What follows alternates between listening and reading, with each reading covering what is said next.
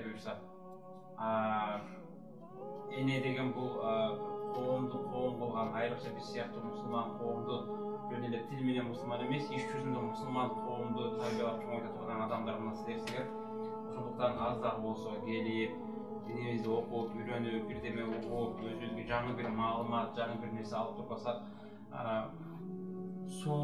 су барымызға айдықпыз да, су өлшеп көтеріліп қалса, бір орнында тұрған су бұзылады білеміз. Аның жыты бұзылады, аның дамы бұзылады, аның өңір күші де бұзылады, аның сарғарып алып таптағы ол жоғына да жарамай қалады.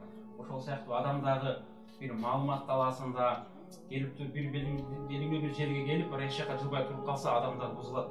Ошондықтан келіп жүргенде адам алдыға жылып тұрыш керек та, онда су ағып тұрған су бұзылбайды.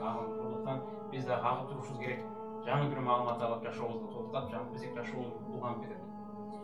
Анан эми биз мұсылман адамдарбыз, бұл жашоонун убактылуу экендигине, бул сыноо дүнүйөсү экендигине ынанабыз, ишенебиз. Анан бейиш бар экендигине, тозок бар экендигине ишенебиз. Кудай Таалам баарыңыздарга өзүнүн бейишин насип кылсын деген тилекте. Кудай Таала бизди жаратып жөнүнө таштап салбастан, канткенде адам баласы адам болуп, адам баласы адам болот деген суроолорго жооптор берген да. Куранда мисалы үчүн кээ бир адамдар эми биз каалайбызбы, каалабайбызбы, кээ бир адамдар акырет тозокко түшөт. Анан эми кимдер түшөт деген суроо туулат да, кандай адамдар, эмне үчүн деген.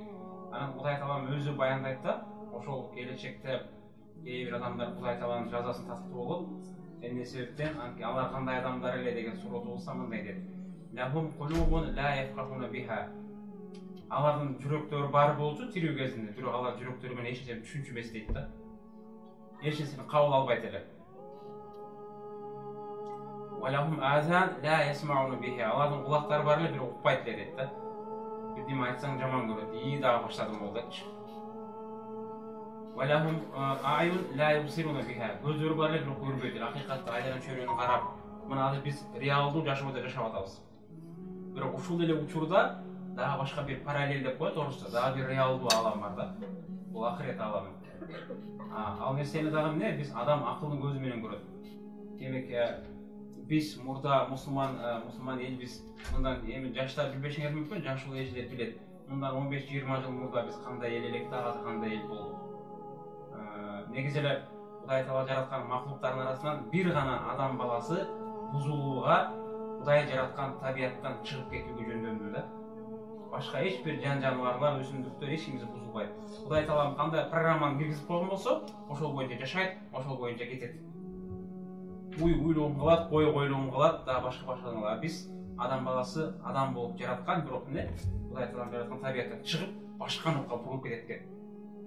Ошол бурулуп кетпесин, адам боюнча сакталып калсын деп, анан Кудай Таалам динди жиберген. Биздин динибиздин эң негизги, биздин динибиз, шариятыбыз эң негизги 5 максат бар да.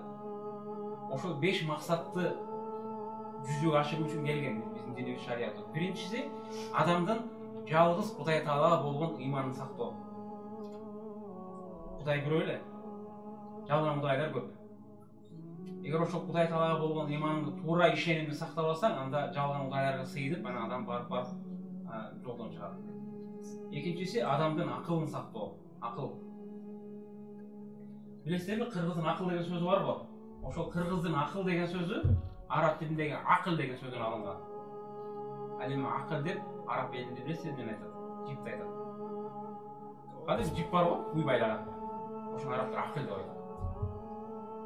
Эми биз кыргыздар ошол арабтардын акыл деген сөзүн өзүбүзгө алып, анан акылга аң сезимге колдонуп калганбыз да. Эмне үчүн ошол жип деген сөздү акыл деген маанайда колдонуп калган? Анткени уйду бошко берсең эмне болот? Агыс берсең эмне болот ал? Ал барып кошунан короосуна кирет. Ал барып да каптын оозуна чыгып турган жемди көп жеп алып, эмне болот? Өлөт. Жемди көп жеп алса эмне болот? Жарылып өлөт. Бедеге кирип кетет. Анан курсагы жарылат. Ошон үчүн ошондой болбосун деп, мунун короосуна кирип кетпесин, мунун бедеге түшүп калбасын, мунун жемин жеп койбосун деп биз байлап коебуз да. Жип байлап. Ошол сыяктуу эле акыл адамды байлап турат. Мындай образына да. Акылың бар да сенинчи. Анан кээ бир нерселерди напсиң каалап атса дагы жасабайсың да. Уят, адепсиздик болуп калат, арам деген нерсе сен акылга кармап турат. Эгер адамдын акылын алып койсоң, бүттү. ал кадимкидей эки буттуу адам кейпиндеги айбан болот да. Демек ошол акылды булгаса болот да.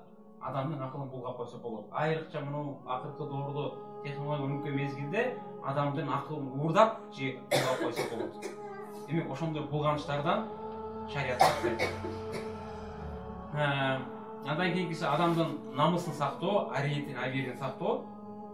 Бирөөнүн намысын төккөнгө, бирөөнүн айымын чукулаганга акыл жок, шарият мунун арам кылат. Андан кийин төртүнчүсү адамдын мал мүлкүн сактоо, менчигин. Бирөөнүн буюмун барып алганга акыл жок, шарият бул нерсени тыят. Мүлк, менчик. Анан акыркысы адамдын жанын сактоо.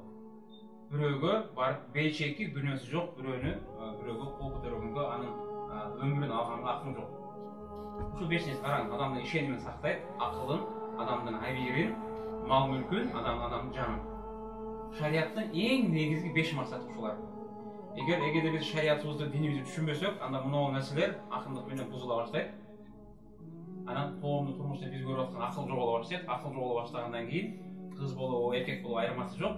Уже адам деген касиеттен ажырай баштайт.